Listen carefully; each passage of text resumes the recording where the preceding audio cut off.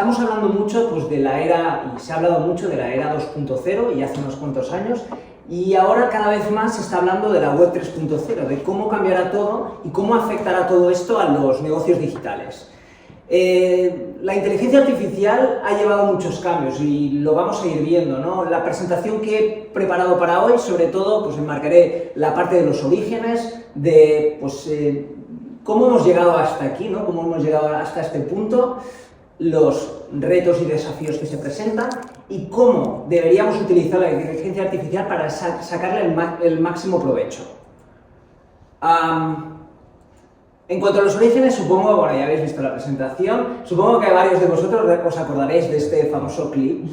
Se llamaba Clippy y además fue bastante gracioso porque Microsoft fue la primera vez que incorporó inteligencia artificial en sus sistemas. Estamos hablando de que esto fue en el 96.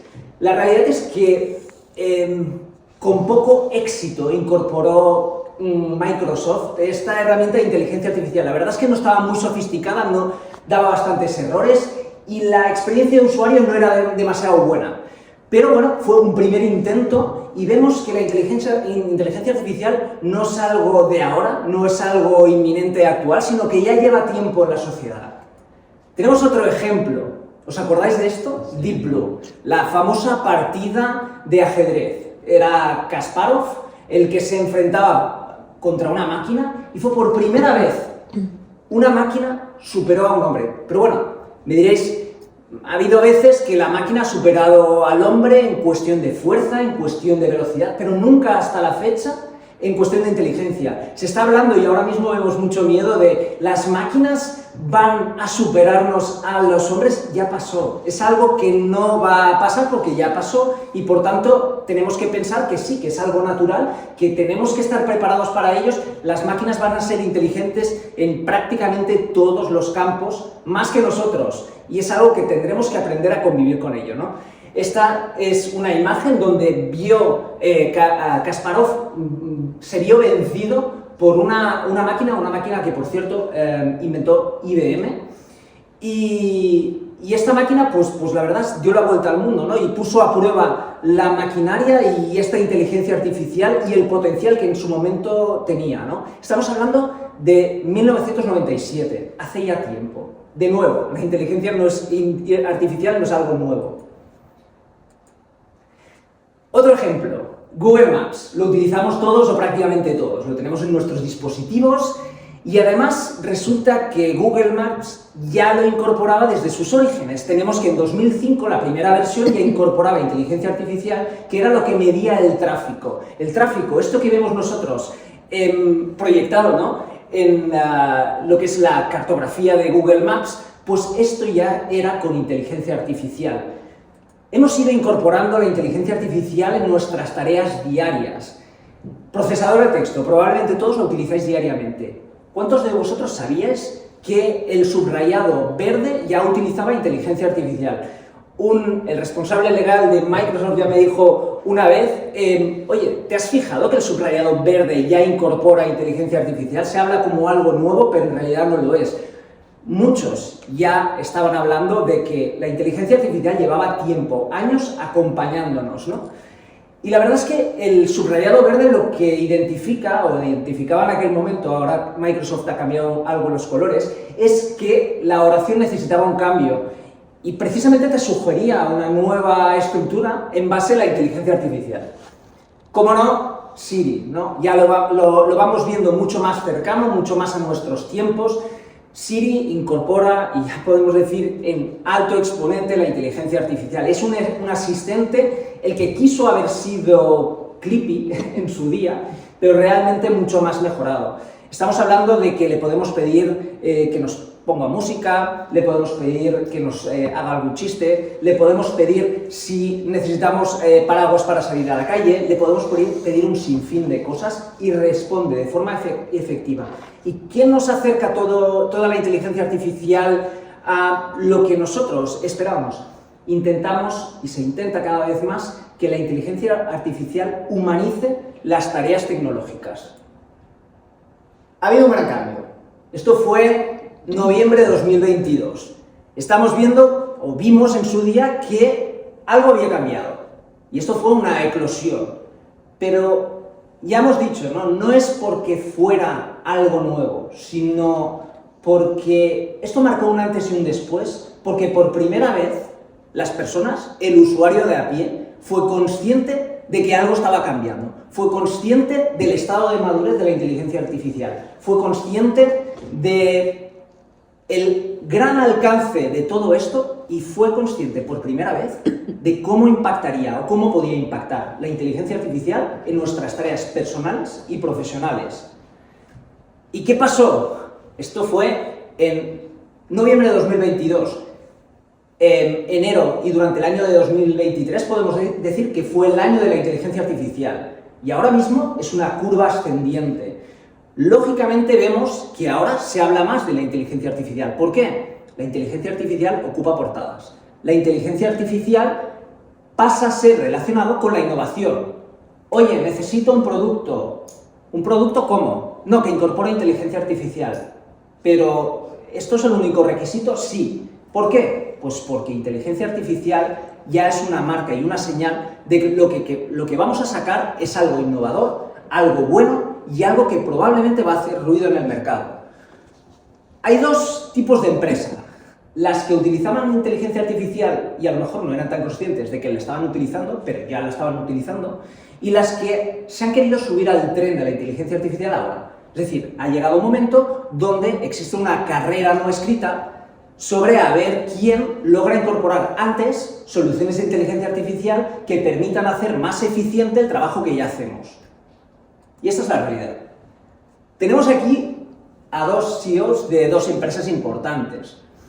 Y la verdad es que dijeron algo importante que yo suscribo plenamente, que es que la inteligencia artificial va a ser tan importante, el cambio va a ser tan importante como lo fue, Internet, porque estamos hablando de un cambio de era que todos sabemos, pero a lo mejor no tomamos conciencia, implica cambios, implica una serie de cuestiones que vamos a ir viendo. Y ahora no me funciona más. Situación actual. El primer problema, el miedo. La tecnología, las novedades, generan miedo. Y generan miedo porque lo primero que miramos es nuestro ombligo, Es decir, oye, ¿y esa inteligencia artificial cómo me va a afectar? ¿Voy a poder seguir haciendo lo que estaba haciendo? ¿Voy a tener que modificar mucho más el trabajo? ¿Voy a tener que cambiar lo que de alguna manera estaba haciendo? ¿Cómo voy a tener que adaptarme? Hay una realidad y es que la mayoría de puestos se van a mantener, pero hay un porcentaje y no bajo de puestos que van a tener que adaptarse porque van a desaparecer. Todos van a tener que incorporar en cierto grado, y el impacto va a llegar a todos, la inteligencia artificial y por tanto nos obligará a realizar cambios a todos nosotros. Pero hay algunos que supondrán unos cambios mucho más drásticos, cambios de core, cambios radicales en determinadas posiciones. ¿Cuáles? Tecnología o aquellas acciones que son más automatizables, aquellas están condenadas a desaparecer. Aquellas que sean más intuitivas, más mecánicas también, ¿cuáles persistirán? Pues bueno, hay ciertas labores que se va a requerir la presencia humana, no nos vamos a cargar a todas las profesiones y hay determinadas situaciones, profesiones donde la presencia humana, humanizar una acción va a ser indispensable, estas van a persistir y lógicamente aquellas posiciones que requieran un valor añadido que a fecha de hoy la máquina no lo está ofreciendo, también van a persistir. Tenemos que lograr ir de la mano de la nueva tecnología, es decir, el profesional del futuro será aquel que logre incorporar una herramienta de inteligencia artificial que le ayude a ser mejor. Esto pasó hace un tiempo con los matemáticos. Hubo una serie de revueltas cuando salieron las primeras calculadoras. Hoy en día igual nos lo podríamos tomar a chiste, Pero salieron revolucionados en la calle porque no querían perder su trabajo. A fecha de hoy todos los matemáticos utilizan las calculadoras y nadie duda de que la calculadora va a quitar su puesto, simplemente han modulado y han adaptado su profesión, la adaptaron en su día para intentar compaginarla con el avance tecnológico. Hay un dato muy importante, el 65% de los recién nacidos se dedicarán a cosas que no existen hoy. Y podemos pensar, oye, pero ¿y esto? Pero ¿por qué no? ¿Y qué va a pasar? ¿Y van a desaparecer muchas posiciones? Ojo, esto ha pasado toda la vida.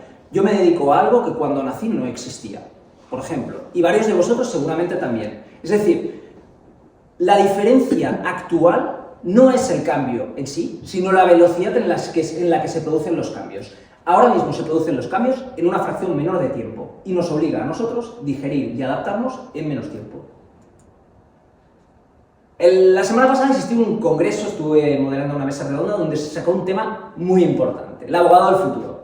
Se habló que el abogado del actual está condenado a desaparecer. Y entonces se habló de cuál era el abogado del futuro. Pensemos que el sector de la abogacía, esencialmente conservador, un poquito casposillo, ¿por qué no decirlo? Pues bueno, es un poco más reacio a adaptar nuevos cambios. Y la realidad es que, claro, aquí hay muchas dudas sobre cómo tenía que hacer el trabajo correctamente el abogado del futuro para adaptarse a todo esto, porque claro, encontramos herramientas que a lo mejor nos pueden sacar soluciones bastante afinadas, pero hay cuestiones donde la inteligencia artificial no va a llegar y hay situaciones que va a tener que estar el abogado implementando o dedicando la mayor parte de sus esfuerzos. Toca hacer más cosas, o algunas distintas, y dejar de hacer otras. Que de eso se trata, ¿no? El proceso de adaptación. Y se planteó otra pregunta bastante importante, que es ¿qué va a pasar con los abogados juniors? Me vino un socio de un despacho mediano, grande, y me dijo, yo es que no veo el papel de los abogados juniors. Mira, es que los abogados junior actuales están todo el día mirando la hora, la verdad, no están preocupándose por aprender, Hablaba del rol del abogado junior, ¿no? Y de cómo, pues, la mentalidad, ¿no? de algunos socios es de que estas posiciones están condenadas a desaparecer.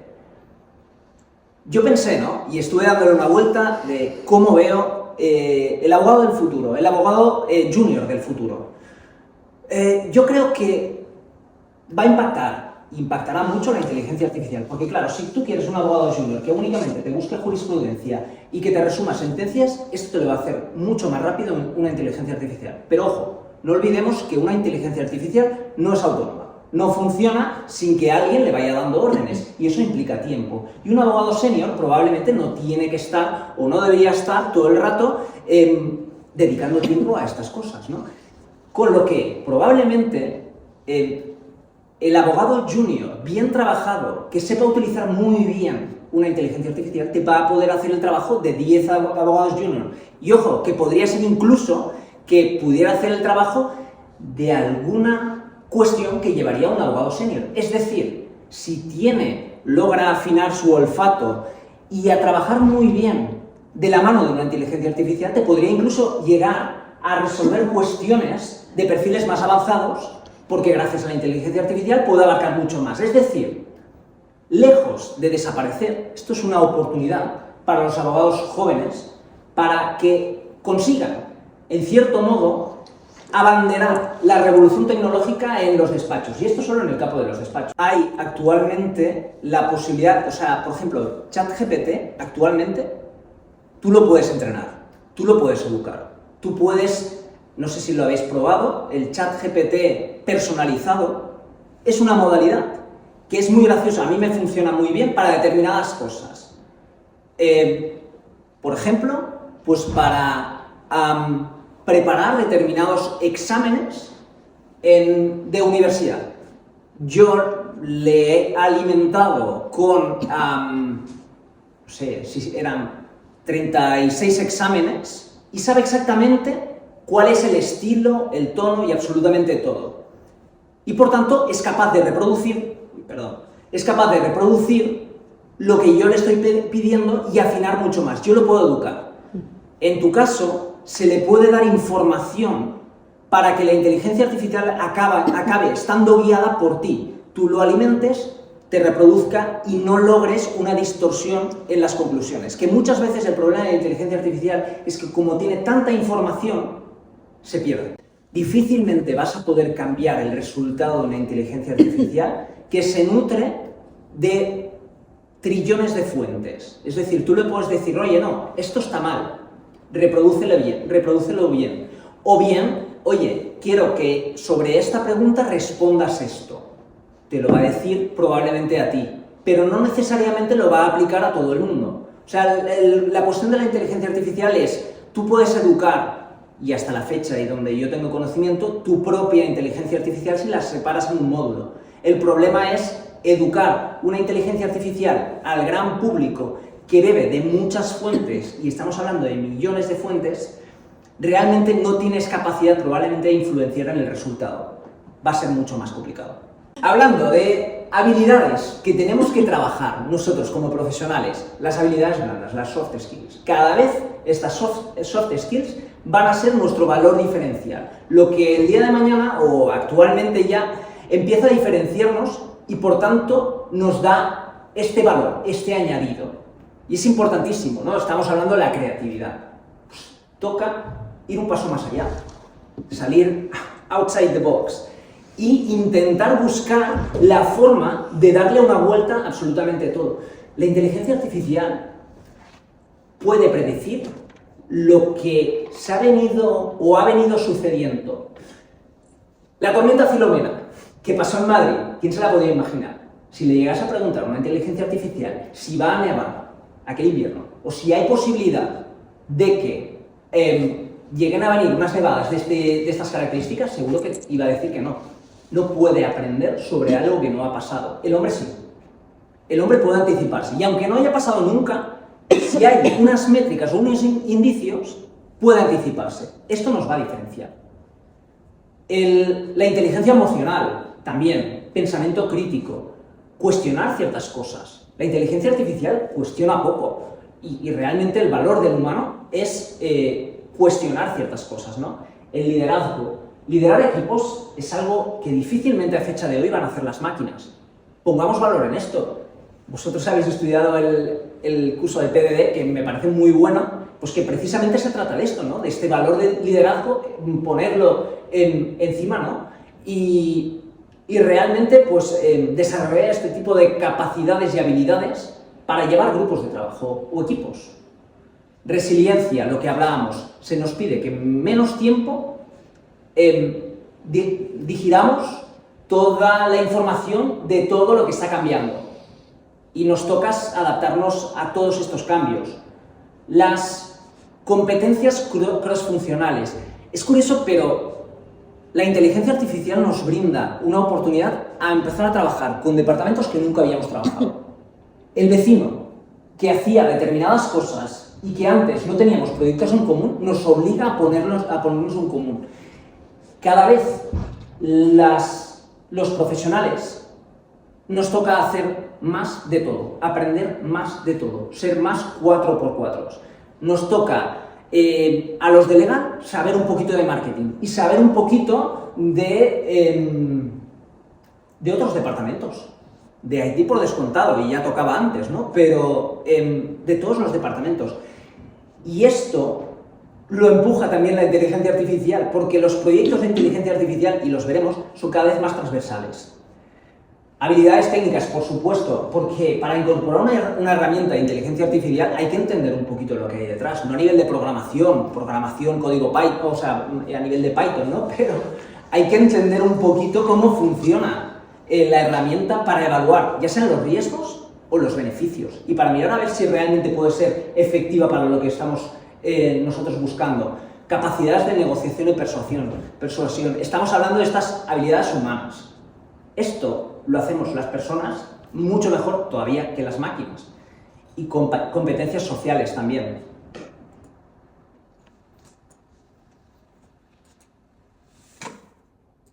Ahora, supongo algunos de vosotros conoceréis ya la mayoría, si no todas, estas son muy típicas. En mi canal de Instagram saqué una encuesta y pregunté a expertos de privacidad cuáles eran las inteligencias artificiales, no únicamente generativas, sino cualquier herramienta, cuáles eran las más utilizadas. Salieron estas. Gemini, Claude, ChatGPT, DeepL, Canva y Copilot. Y esas realmente son muy útiles, pero no son las únicas. Y aquí el punto está en saber encontrar cuál es la inteligencia artificial que va a acompañar nuestra profesión. El punto no está en si debemos incorporarla o no, sino es cuándo y cómo, porque nos va a tocar a todos. Nos va a tocar a todos y probablemente pues, van a salir muchas más y más especializadas cada vez a cada una de las profesiones, porque estas en sí son algo generalistas, son muy polivalentes, pero cada vez más van a salir pues, inteligencias artificiales específicas que nos va a tocar una labor de observación, de indagar exactamente cuál es la que encaja más, porque el punto está en que yo os puedo decir que ChatGPT es mejor que Gemini, pero os lo puedo decir con la versión actual. El punto está en que cada versión es un nuevo mundo, requiere un nuevo análisis. Estas herramientas están en estado vivo, evolucionando constantemente y mejorando, con lo que podemos sacar una foto actual, pero sin que ello nos permita relajarnos y dejar de observar estas herramientas y cómo evolucionan, porque cada nueva funcionalidad que incorpora una puede ser un valor suficiente para incorporarla en nuestro trabajo del día a día. Yo utilizo la inteligencia artificial a modo de capas. Yo lo utilizo a modo de capas. A mí me gusta, pues, llegar al resultado paso a paso. Y de hecho la inteligencia artificial a fecha de hoy lo exige. Es decir, si nosotros pretendemos con un solo prompt alcanzar el resultado final, probablemente nos vamos a decepcionar o nos va a salir algo que no es lo que estábamos buscando. Y vamos a cometer errores. Y el punto está en que la inteligencia artificial a fecha de hoy podría ser nuestro mejor sparring partner a nivel profesional. Es decir, aquella persona que nos reta, aquella persona que nos ayuda a dar un paso más, aquella persona que nos ayuda en, por ejemplo, brainstorming, ChatGPT, quiero abordar este tema, estas son mis ideas, dame más ideas. Vale, ¿puedes darme alguna más? Vas sumando ideas. Ahora ayúdame a preparar un índice. No, quítame esto y enfócamelo por ahí. Y le vas guiando. Desarróllame este punto. Vale, mejórame esto en base a lo que yo te doy.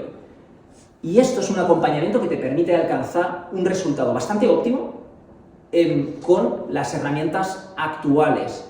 Es muy listo y muy poco listo en algunas cosas, porque el potencial es muy grande, pero tenemos que pensar que estamos hablando con un niño pequeño, que nos toca articular y vocalizar mucho y explicar mucho el contexto para que realmente nos llegue el resultado que nosotros estamos esperando, porque si no, vamos a cometer errores. Y lo que viene son las alucinaciones de la inteligencia artificial, son los errores.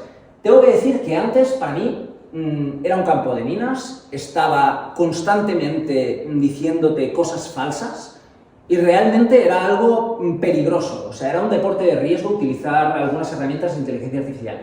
Cada vez han ido mejorando y puedo decir que la última versión de ChatGPT, la 4o, pues es bastante fina, o sea, realmente hay algunos errores que, oye, dices, no puede ser esto, corriges, además es muy gracioso porque cuando le dices que se ha equivocado, te pide perdón, es súper humilde, la inteligencia artificial de verdad.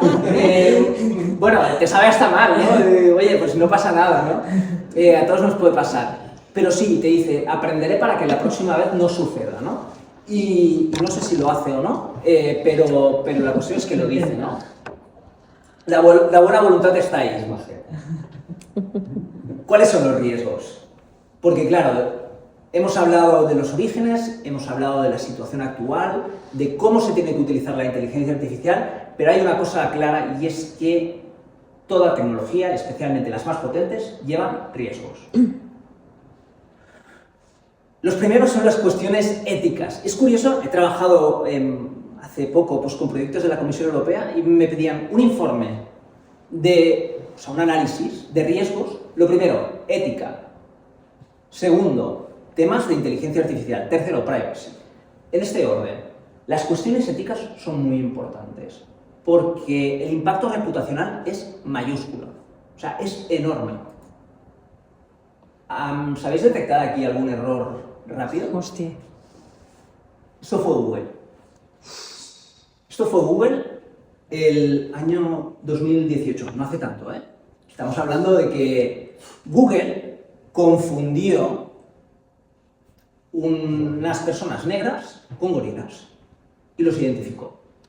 Y lógicamente el daño reputacional hacia la compañía fue muy grande. ¿Por qué pasó? Bueno, aquí probablemente vosotros que algunos tenéis perfil técnico, pues lo sabréis. La persona que ha entrenado inteligencia artificial le ha dicho esto es una persona, esto es una persona, esto es una persona, y le habrá pasado 8, 10, 20, 200 personas blancas y a lo mejor una o dos negras. Y le habrá pasado a animales de todo tipo.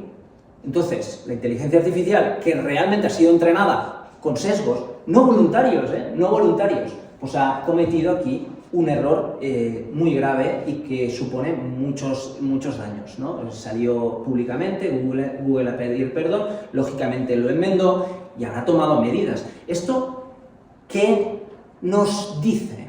Que ha habido un fallo humano, pero un fallo en una cadena de verificación y de que hay un punto de control de sesgos que hay que ponerlo en las herramientas de inteligencia artificial. Porque claro, esto para Google es inadmisible. Lo es, porque es un error humano y puede pasar, pero es algo grave. Es algo que ha aparecido en portadas de muchos periódicos y no hace tanto tiempo, ¿no? Y ha habido un punto donde hubo un error, probablemente humano, pero para evitar estos errores humanos hay que poner puntos de control.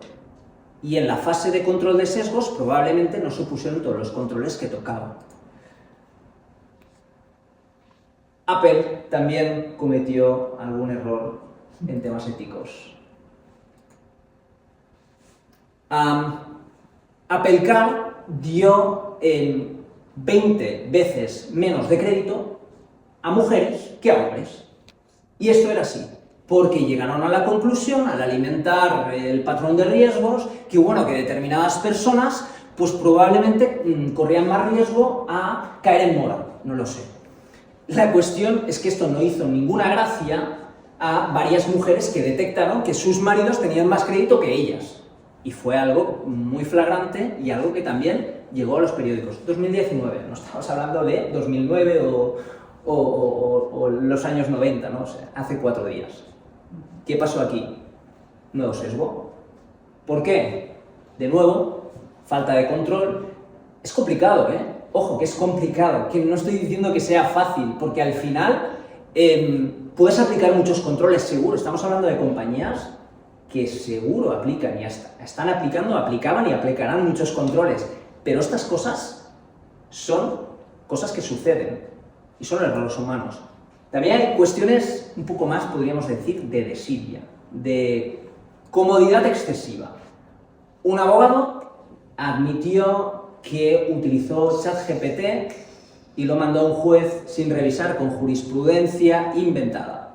Bueno, el juez, supongo que se le acabó la paciencia, vio que le hizo perder el tiempo, lo expedientó y lo sancionó con 2.000 euros y una inhabilitación temporal. Al final, aquí no es que hubiera un descuido, sino que esto fue desidia, dejadez, y la inteligencia artificial nos puede, erróneamente, dar la sensación de que nos podemos relajar, ¿no? O sea, tenemos que estar ahí, y en las tareas importantes, el humano, el hombre, la mujer, les toca acompañar la inteligencia artificial en sus tareas, para que al final este tipo de situaciones no pasen. ¿Quién va a controlar si una inteligencia artificial sufre una alucinación o no? ¿Tiene algún tipo de error o está dando un resultado que es el esperado? Pues la persona que hay detrás. Hay otros riesgos. que son los riesgos legales, los riesgos normativos. Los podríamos enmarcar, grosso modo, en 3 normativas. Una primera, que es el Reglamento de Inteligencia Artificial. Estamos hablando de una serie de obligaciones como el análisis de riesgos, la transparencia, por descontado. Es muy común que no se ofrezca la información adecuada sobre el tratamiento de la información a raíz de una inteligencia artificial. Y es bastante curioso, es una cuestión que antes no estaba solucionada con las aplicaciones móviles, lo veíamos, softwares más sofisticados y de nuevo, y aún más, con las soluciones de inteligencia artificial. No se ofrece la información que de alguna manera debería ofrecerse sobre, pongo un ejemplo, cómo se entrena el algoritmo, cuál es el impacto negativo que me puede generar una decisión de un algoritmo. Bueno, todas estas cuestiones relacionadas con datos personales están contempladas en el reglamento y por tanto hay que cumplir una serie de normativas, ¿no? Y una serie de obligaciones que emanan de la normativa de protección de datos. El reglamento de inteligencia artificial, aprobado ya, fumata bianca, pero todavía no publicado en el diario oficial de la Unión Europea. Cuando lo publiquemos, 20 días y ya es de plena aplicación. Ojo, decalaje de varias franjas de tiempo. A los 6 meses empiezan a entrar en vigor determinadas cuestiones, hasta en un año, otras hasta 2 años. Habrá una incorporación paulatina de 2 años hasta la plena aplicación. Vamos a decir que tenemos un marco pionero a nivel mundial. El problema que se le ve, ¿no?, a esta norma es si esto podría, en cierto modo, desincentivar algún tipo de inversión extranjera, porque realmente no es del todo sencillo cumplir con todo. Es una norma bastante ambiciosa. Está basada en el Risk-Based Approach, es decir, el análisis basado en el riesgo, y realmente no funciona igual que el reglamento de protección de datos, pero lo que utiliza, ¿no?, o en lo que se basa básicamente es en prohibir determinados usos y tratar de establecer obligaciones a usos que supongan unos riesgos bastante elevados.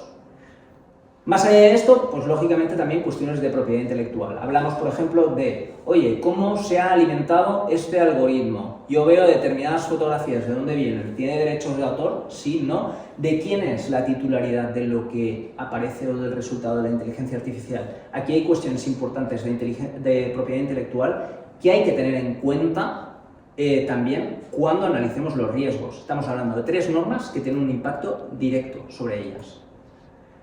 Los usos prohibidos. Por primera vez vemos una prohibición taxativa sobre determinados usos de la inteligencia artificial. La identificación biométrica a tiempo real fue un tema muy controvertido porque realmente había países de la Unión Europea que querían realmente pues, implementarlo y que se pudiera identificar, pero bueno, hubo pues varios estados y la mayoría que precisamente se querían desmarcar de estos usos que hacen continente asiático, China especialmente, sobre este tipo de tracking de personas, ¿no? Esto está totalmente prohibido. Hay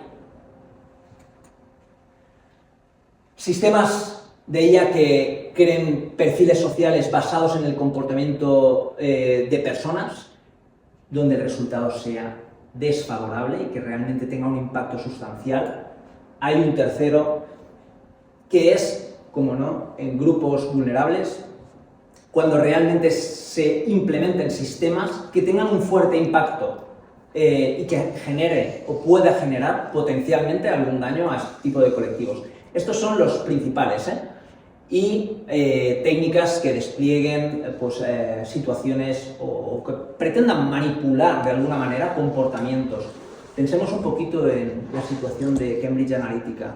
Supongo os acordaréis, ya hace un tiempo, Cambridge Analytica era una empresa pues, que, vamos a decir un módulo, ¿no?, una aplicación externa a Facebook, que lo que hacía es precisamente intentar deducir y adivinar tendencias políticas para intentar influir sobre los usuarios. Esta prohibición concretamente se hizo con intención de evitar pues, una reproducción de un Cambridge Analytica 2. Hay una serie de mitos en la normativa de inteligencia artificial y aquí os desmonto 4. Lo primero, que algo esté prohibido por inteligencia artificial no significa que esté permitido a nivel de protección de datos. Esto lo recalcó la Agencia Española de Protección de Datos la semana pasada. Son dos normas que juegan en paralelo, pero que no van de la mano. Hay veces que una cosa está en luz verde con una norma y luz roja con otra. Puede pasar.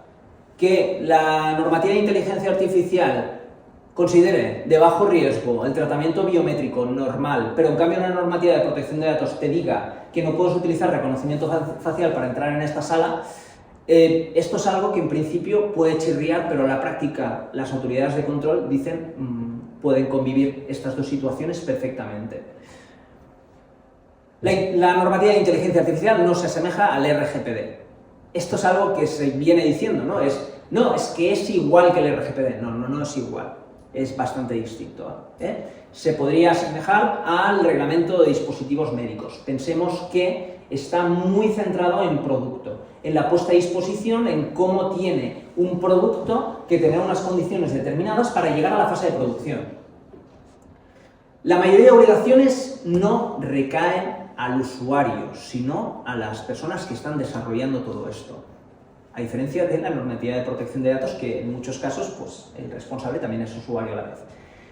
Y es algo que, pues bueno, se suele pensar que la normativa de inteligencia artificial pone el foco en el usuario y no es así, sino es, en primera instancia, el proveedor, el responsable del despliegue de la solución de inteligencia artificial y en última instancia hay alguna obligación muy secundaria para el usuario. Y un último punto, la supervisión de modelos de inteligencia artificial no se realiza a nivel local, sino de la Comisión Europea. Es decir, sí que tenemos una entidad de supervisión de inteligencia artificial que está en Coruña y que además ha sido la primera de toda la Unión Europea en fundarse, ya tienen la plantilla incorporada y están esperando que entre en vigor, sea de plena aplicación el reglamento para empezar a actuar. ¿Supervisarán? Sí. ¿Harán formaciones? Sí. ¿Acompañarán? Sí. ¿Tendrán bancos de pruebas?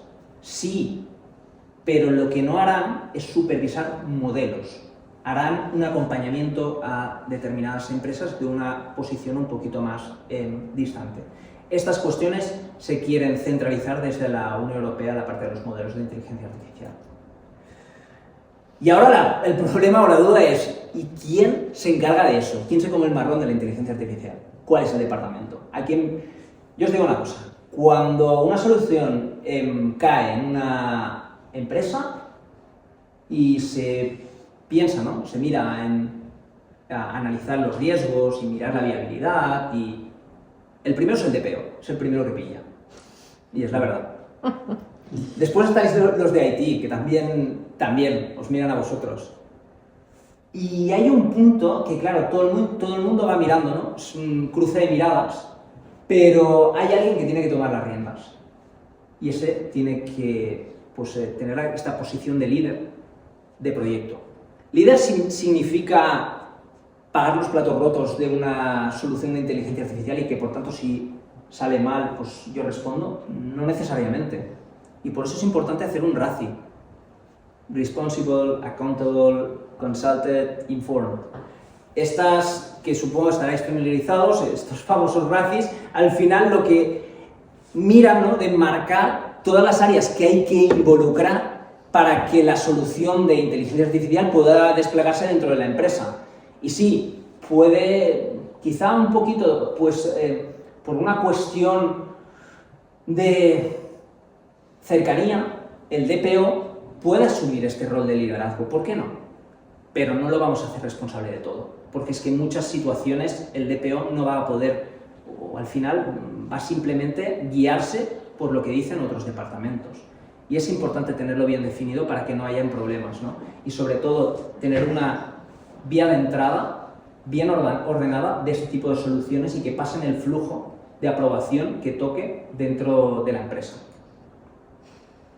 Hay otra cosa que a mí me gusta mucho de la inteligencia artificial y es que, y lo comentábamos antes, ¿no?, une departamentos. Y al final el dato es el perejil de todas las salsas, o sea, está en todos los sitios. Y ya podemos decirlo, ahora sí, ya todo es dato. O sea, los negocios están enfocados en el dato, sea personal o no sea personal, pero el intangible es el motor principal, si no de todas, estamos hablando más del 90 y pico % de las empresas. Y es importantísimo, y esta norma y la inteligencia artificial tiene un papel fundamental en todo esto. Y toca coordinarse bien, toca crear estos engranajes para este flujo de aprobación, toca establecer cierta pedagogía para que el departamento X, si utiliza una herramienta de inteligencia artificial, pueda analizarse si realmente supone un riesgo para la compañía o no. Hay que inventariar las soluciones de inteligencia artificial. Todas no. Aquel Word que estamos viendo, por favor, no lo vamos a inventariar. Esto no supone, no tiene ningún tipo de impacto o es prácticamente nulo para la empresa.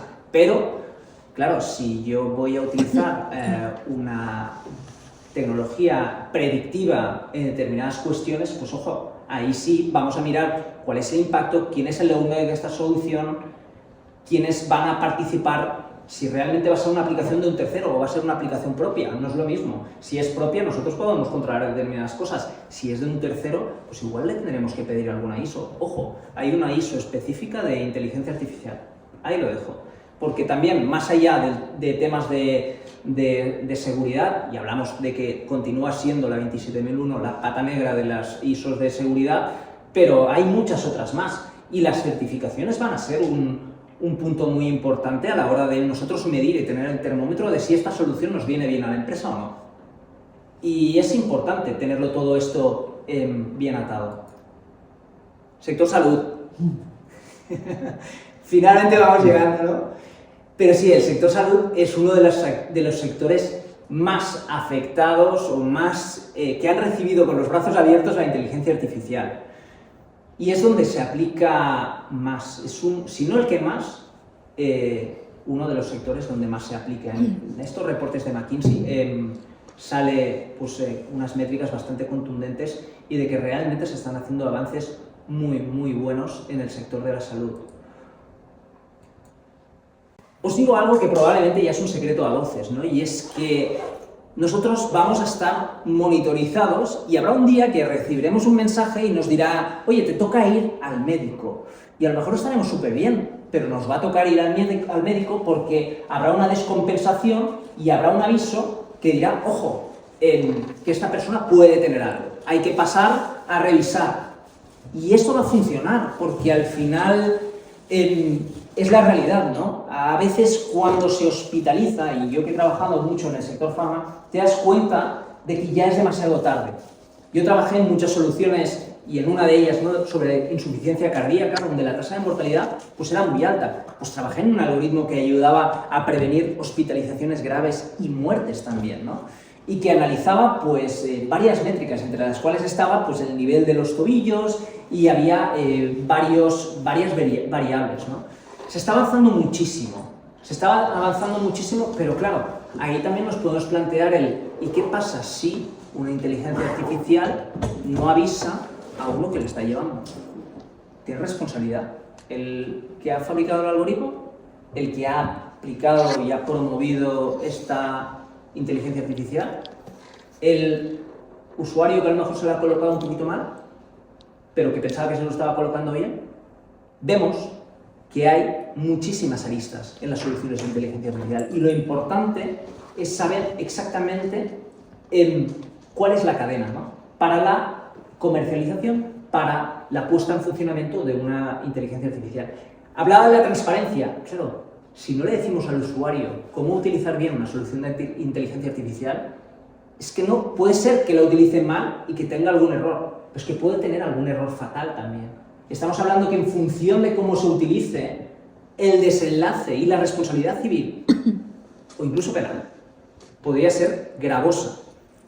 No es peligroso, el problema es, o el punto está en ser cautos, establecer muchos controles y apostar por la transparencia absoluta. Hay una cosa que me ha encantado, he pensado, digo, os lo voy a comentar. Salió hace 2 días. El primer hospital del mundo con inteligencia artificial, está en China, no puede estar en otro sitio, ¿no? 3.000 pacientes al día. 3.000 pacientes al día es lo que atiende un hospital en un año, ¿vale? En un día. ¿Cuál es el personal? 14 doctores y 4 enfermeros. Va a abrir dentro de muy poco, ¿eh? Ya está todo esperando. La mayoría de médicos son con inteligencia artificial. ¿Va a sustituir a todos los médicos? No, evidentemente no. Pero van a haber menos médicos. Y estamos diciendo, oye, pero entonces la tarea del médico va a desaparecer. No, el médico también le va a tocar adaptarse. Lo estábamos viendo con el abogado y ahora también lo vemos con el médico. Esto es lo que hizo ChatGPT, la última actualización, y que lo vi el otro día compartido en LinkedIn. Me alucinó bastante. Empecé a raíz de eso a indagar un poquito más para ver cuál era el potencial. Yo creo que de nuevo estamos viendo que todo esto avanza, que esto ya no lo paramos y que está avanzando muy rápido y que lógicamente hay una parte muy buena, pero también hay unos riesgos.